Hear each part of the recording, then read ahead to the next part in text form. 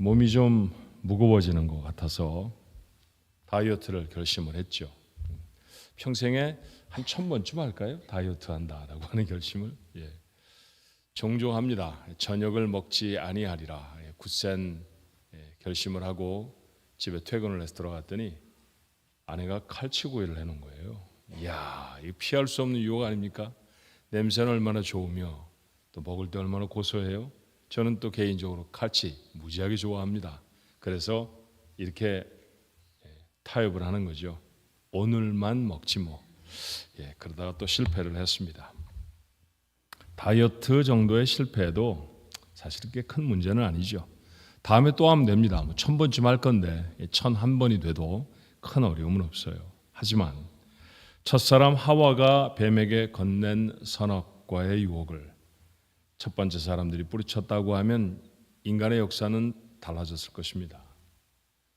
다윗이 궁 밖의 여인에게로 향하던 시선을 거두어서 자기에게 여러 명이 있었던 후궁을 취하였다고 하면 그는 아들을 잃어버리는 슬픔도 맨발로 궁에서 도망쳐 나와야 하는 사건도 일어나지 않았을 겁니다. 유혹이 문제죠. 아니, 그 유혹을 거절하지 못하는 사람이 문제일 겁니다. 이거 거절 못하면 인생이 파탄을 만나고요. 아무리 대단한 것들을 쌓아두어도 하루아침에 모두 다 잃어버릴 수 있다는 사실을 우리가 모르지 않아요. 어떻게 유혹을 거절하는 절제 능력을 발휘할 수 있을까요? 절제라고 하는 말을 다르게 표현해 본다고 하면 우리에게 다가오는 유혹을 거절하는 능력이죠. 이 능력을 어떻게 우리의 삶에 담을 수 있을까라는 것입니다. 이것이 인간의 가장 큰 문제인 줄 주님도 아셨던 모양입니다. 공적인 생애의 첫 번째 사건은 바로 사탄의 유혹을 거절하시는 절제 능력을 보여주신 것이었어요.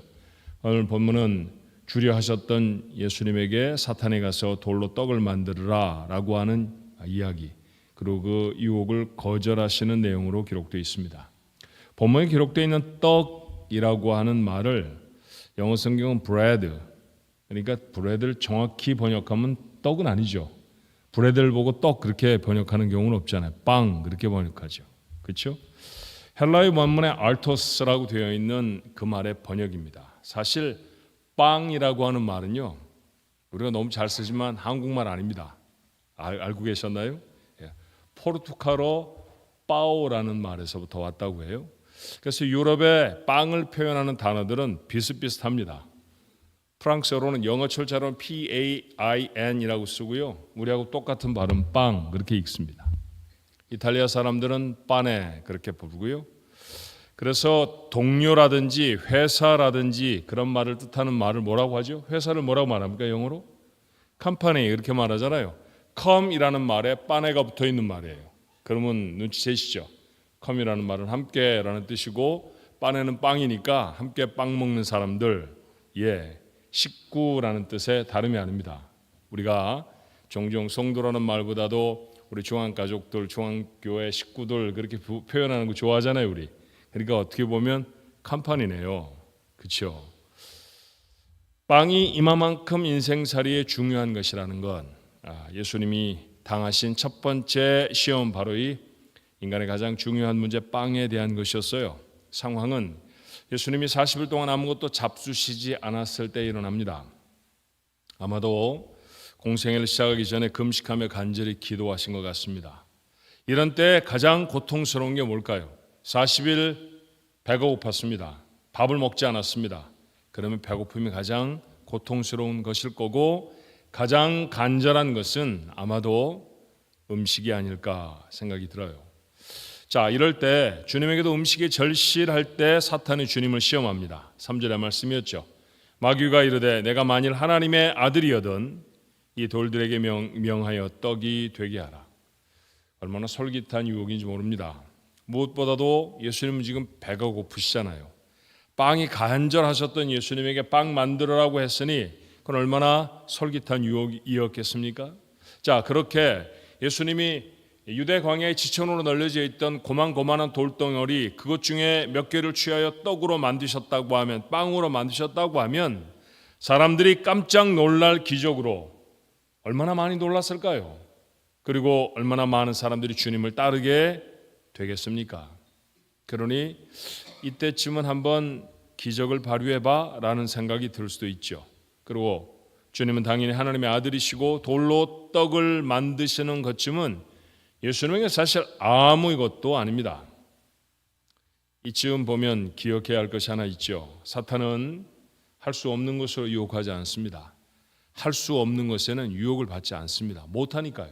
그런데 할 만한 것, 할 수 있을 만한 것으로 늘 유혹한다는 사실이 있지 않아야 해요.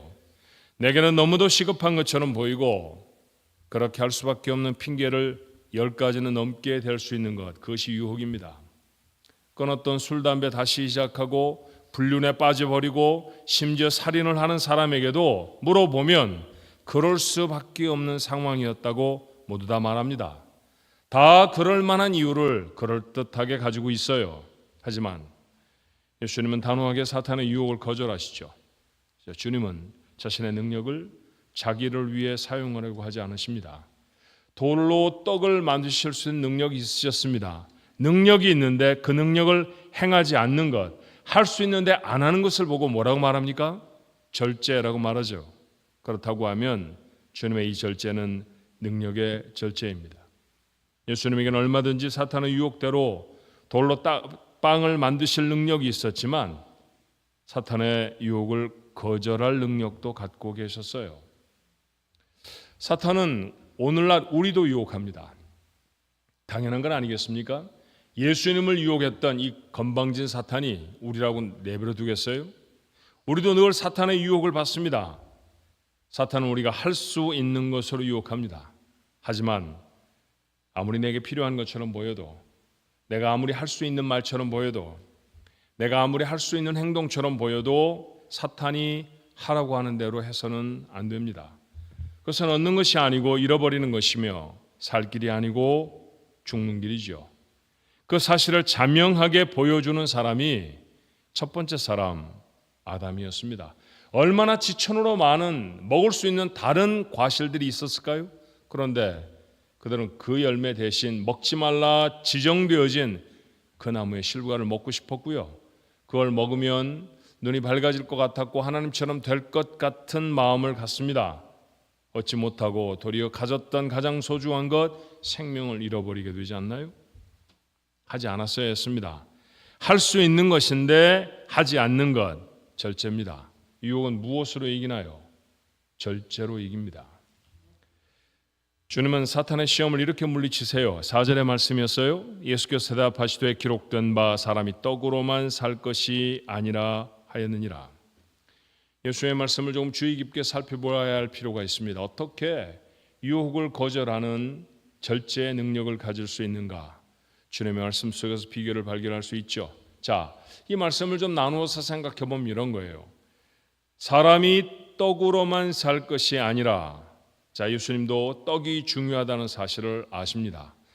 떡으로 사는 게 아니다, 그렇게 말씀하지 않으시잖아요. 그죠? 떡으로만 사는 게 아니다 말씀하시죠. 떡 말고 다른 것도 필요하다는 것을 주님이 아셨다는 거예요.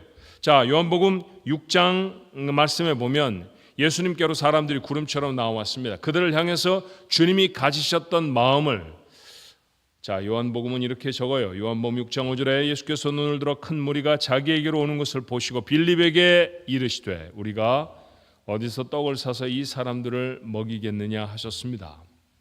그들의 배고픔을 해결해 주시는 것이죠. 아마 대다수가 다 제대로 먹을 수 없는 상황의 사람들이었을 거예요. 예수님의 설교를 듣느라 아마 때를 걸렀을지도 모릅니다. 그런 사람들을 위해서 예수님이 주시고 싶었던 것, 떡이었습니다. 그리고 예수님은 그 마음 그대로 그들을 위해 기적을 베푸시죠.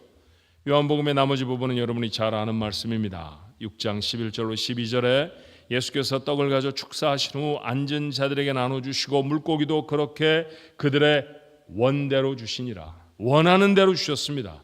그들이 배부른 후에 예수께서 제자들에게 이르시되 남은 조각을 거두고 버리는 것이 없게 하라 하셨죠. 배부르게 먹고도 남을 수 있을 정도로 그렇게 넉넉하게 만들어 주셨습니다. 자신의 사랑하는 사람들이 배불리 먹는 것, 그게 예수님의 기쁨이셨다는 것 부인할 수 없어요. 그런데 떡으로만 사는 것은 아닙니다. 다시 4절의 말씀을 확인해 볼까요? 예수께서 대답하셨습니다. 기록된 바 사람이 떡으로만 살 것이 아니라 하였느니라. 이 말씀은 주님의 말씀이지요. 그러니 주님을 믿는 사람들만 아는 말씀일까요? 아닙니다. 이 세상 사람들도 떡으로만 사는 게 아니라는 사실을 잘 압니다. 세상에는 분배가 공평해지지를 못해서 일부의 사람들은 가난하고 일부의 사람들은 지나치게 부유하지요. 그렇게 부조리한 세상 속에 우리가 삽니다. 가난한 나라 사람들은 어떻든 좀 도와줘야 하잖아요. 그래서 봉사활동을 하는 사람들이 참 많습니다. 그런데 그곳에 가보면 잘 먹지 못하고 그래서 배움도 잘 갖지 못하는 사람들을 무엇인가 돕기 위해 사람들을 찾아 나섭니다. 돈이 없어서 아이를 학교에 보내지 않는 가정들을 봉사단체 사람들이 방문해 보면 깜짝 놀랄 만한 상황을 발견하곤 해요. 돈이 없어서 학교를 못 가는데 텔레비전은 다 가지고 있습니다. 어떻게 텔레비전은 가지고 있는데 학비를 내지 않으시죠? 애를 왜 학교에 보내시지 않는 건가요? 라고 도전적으로 물으면 그 사람들의 대답은 천연덕스럽죠. 학교에 가는 것보다 텔레비전 보는 게 훨씬 중요합니다. 그렇게 대답해요. 그게 바로 가난한 나라 사람들의 일상일 수 있다는 것 우리가 알아야 합니다. 우리 교회가 한때 멕시코 티후아나 지역에 아주 가난한 동네에 예배당을 세우고 그곳에 선교를 부지런히 다녔던 적이 있습니다.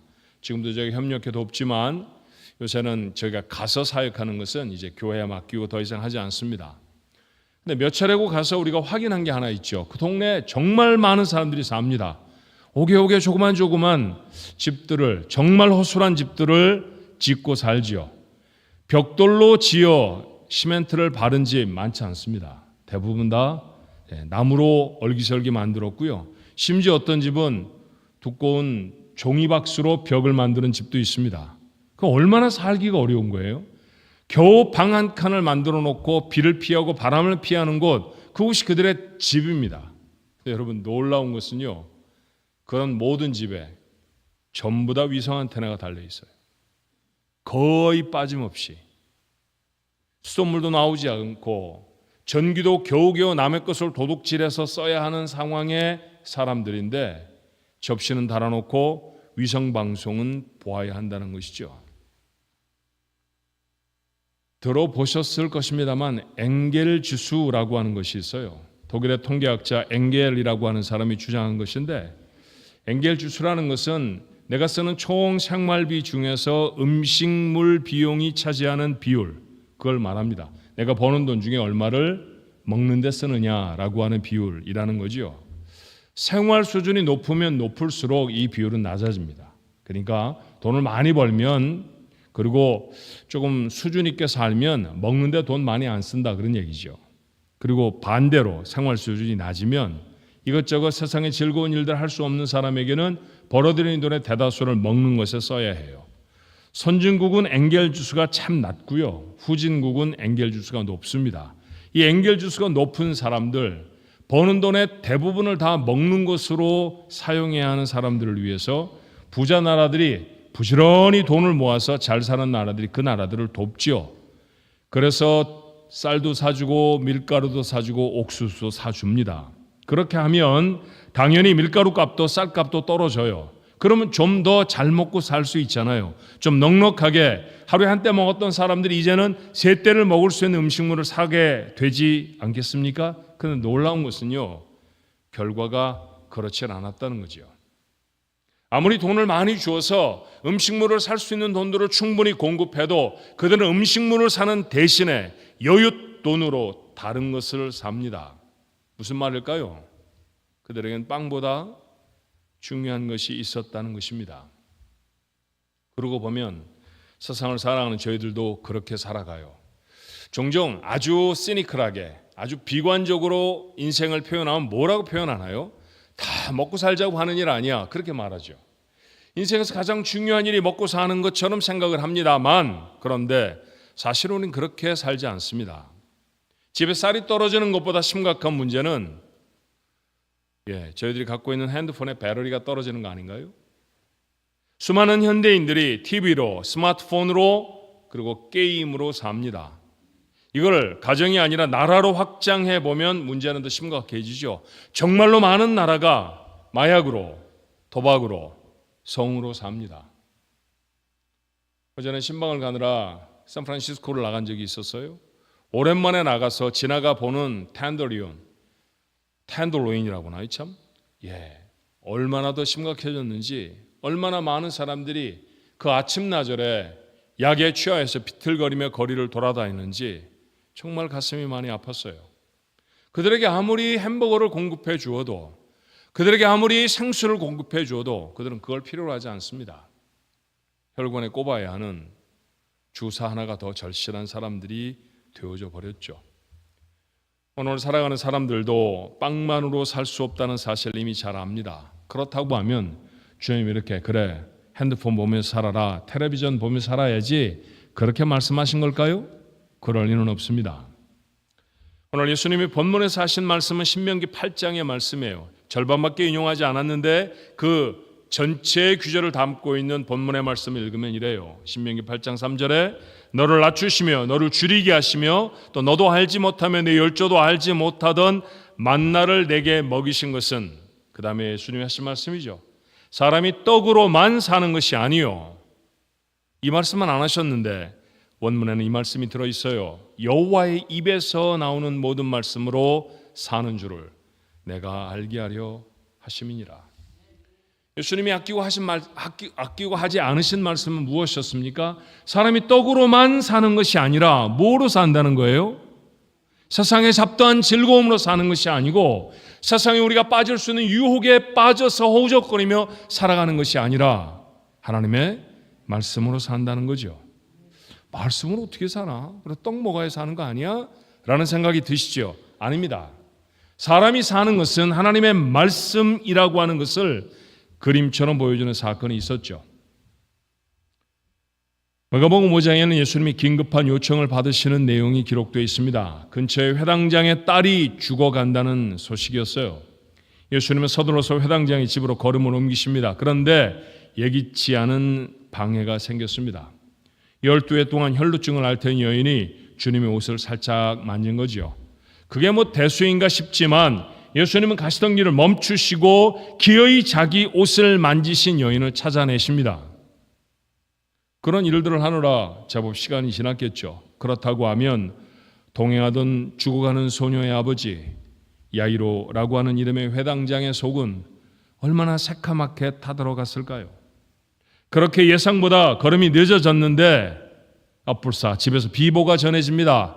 딸이 앓다가 죽었다는 거지요. 아이의 아버지는 함께 걸음을 재촉하던 제자들은 얼마나 낙담이 되었을까요? 이제 다 끝나지 않았습니까? 가봐야 소용이 없습니다. 그런데 이상한 것은 예수님은 걸음을 멈추지 않으셨다는 거예요. 아이의 집에 도착해 보니 통곡 소리로 가득합니다. 이미 몇몇 사람들은 장례 준비를 하고 있습니다. 주님이 아이의 방으로 들어가십니다. 그리고 이렇게 선언하세요.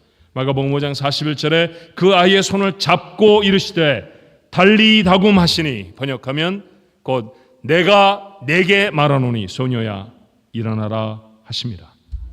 무슨 일이 생겼을까요? 다음 절이죠. 42절.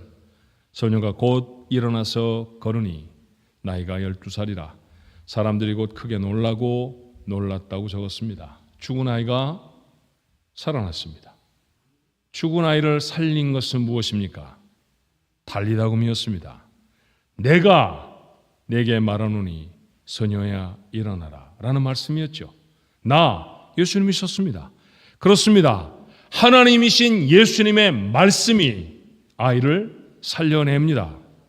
확인하시죠? 사람은 빵으로만 사는 것이 아니라 하나님의 말씀으로 삽니다. 아이를 살려낸 것은 하나님의 말씀이라는 것이죠. 그런데 살아난 아이에게 주님이 하라고 하신 게 있으셨어요. 그 다음 절 43절입니다. 예수께서 이 일을 아무도 알지 못하게 하라고 그들을 많이 경계하시고 이에 소녀에게 먹을 것을 주라 하시니라. 먹을 것을 주라. 그렇죠? 살아난 아이에게는 무엇이 필요한가요? 먹을 게 필요합니다. 그러고 먹을 것을 주님이 하나님이 공급하시죠. 사람은 결코 떡으로만 살 수 없습니다. 하나님의 말씀으로 먼저 살아나야 합니다. 그렇게 살아난 사람에게 하나님이 떡을 먹이시죠. 광야를 지나가던 이스라엘 백성을 40년 동안 먹이신 분은 하나님이셨습니다. 하나님은 자기 말씀으로 살려내신 사람들을 결코 버려두지 않으시는 줄로 믿습니다. 그러므로 우리의 마음에 먼저 분명하게 담아야 할 진리가 있잖아요. 무엇입니까? 사람은 하나님의 말씀으로 삽니다. 이게 분명해야 유혹이 찾아오면 그 유혹을 이길 수 있죠. 유혹을 이길 절제 능력은 무엇으로 옵니까? 하나님의 말씀으로 옵니다.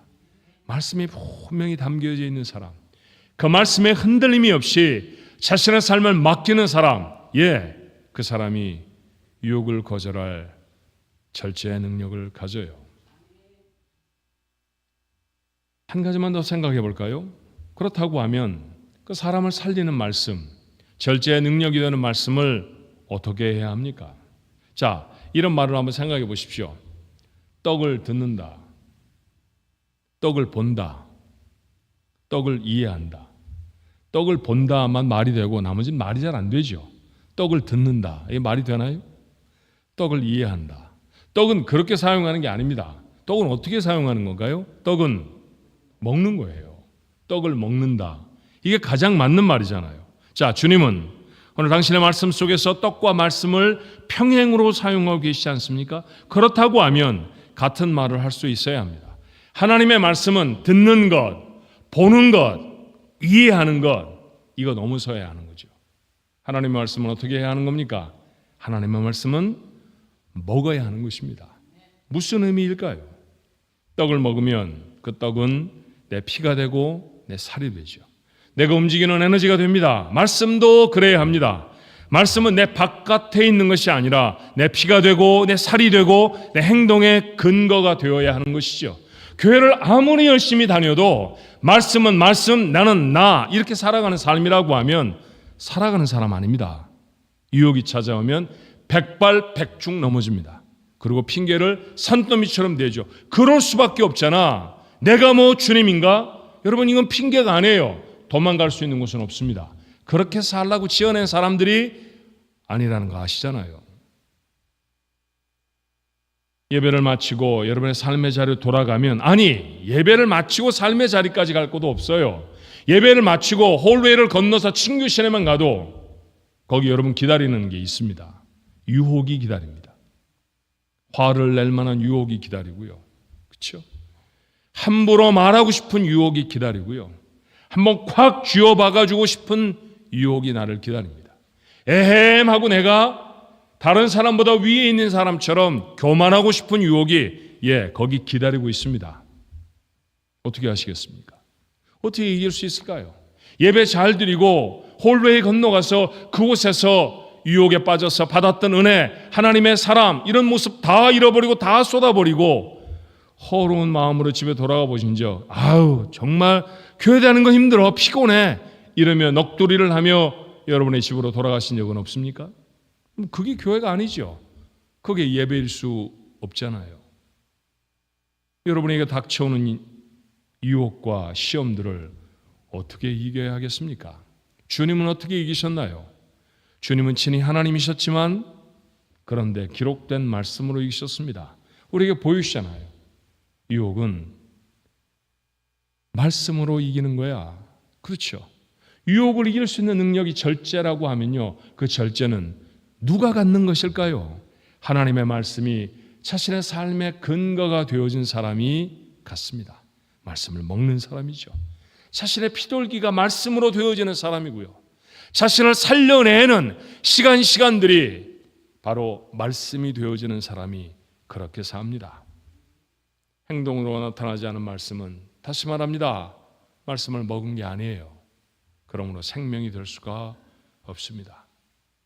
사탄의 시험을 이기고 영원한 생명을 누리는 자, 그는 하나님의 말씀을 듣는 자가 아니라 그 말씀대로 살아내는 사람입니다.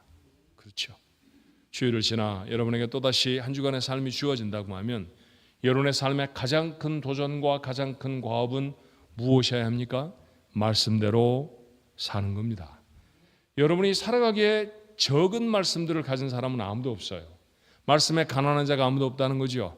이미 충분히 어떻게 살아야 할지 하나님의 말씀으로 다 아십니다. 그러니 그렇게 결단하고 서십시오. 그러면 사탄의 시험을 해도 이길 수 있는 절제의 능력을 발휘할 수 있습니다.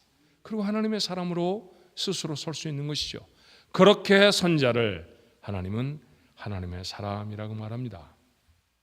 사탄이 여러분을 유혹할 때에도, 세상이 여러분을 넘어뜨리려고 할 때에도 그 유혹을 절제로 거절하는 능력의 사람들이 되시기를 주님의 이름으로 축원합니다.